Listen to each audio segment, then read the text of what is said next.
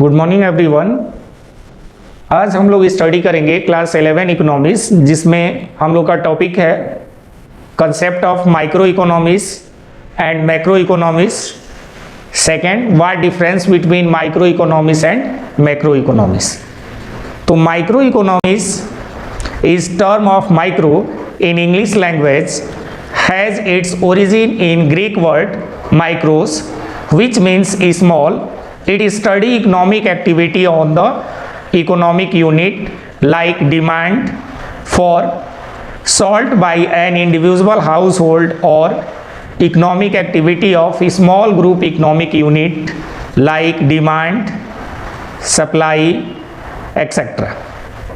यानी micro economics English language के Greek word से ओरिजिन इसका हुआ है, जो माइक्रोस होता है, जिसका मीनिंग होता है स्मॉल। फॉर एग्जाम्पल हम लोग स्टडी करते हैं इकोनॉमिक एक्टिविटी जिसमें होता है डिमांड सप्लाई, तो इसमें हम लोग सिंपल डिमांड, सिंपल सप्लाई या इंडिविजुअल हाउस होल्ड या इकोनॉमिक स्मॉल इकोनॉमिक एक्टिविटी को इसमें हम लोग स्टडी करते हैं, जिसको हम लोग माइक्रो इकोनॉमिक्स के नाम से जानते हैं।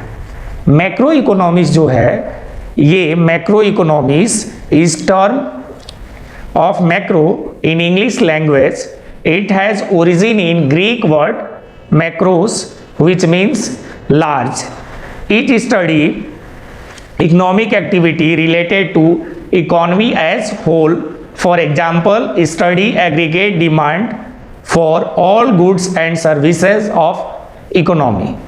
फॉर एग्जाम्पल, अगर हम इसको सिंपल लैंग्वेज में समझने की कोशिश करते हैं, तो जो मैक्रो इकोनॉमिक्स होता है ये इंग्लिश लैंग्वेज से है, जो कि ग्रीक वर्ड मैक्रोस से लिया गया है, जिसका मतलब होता है लार्ज, जिसमें हम लोग इकोनॉमिक रिलेटेड एक्टिविटी को स्टडी करते हैं, जिसमें इकोनॉमी की जो एक्टिविटी होती है वो होल इकोनॉमी की एक्टिविटी को स्टडी करते हैं, या नेशनल इनकम, नेशनल एम्प्लॉयमेंट, या टोटल इनकम, टोटल एम्प्लॉयमेंट, या general income, general price level, इसको हम लोग स्टडी करते हैं। तो ये हमने अभी दो का कंसेप्ट देख लिया, माइक्रो इकोनॉमिक्स और मैक्रो इकोनॉमिक्स।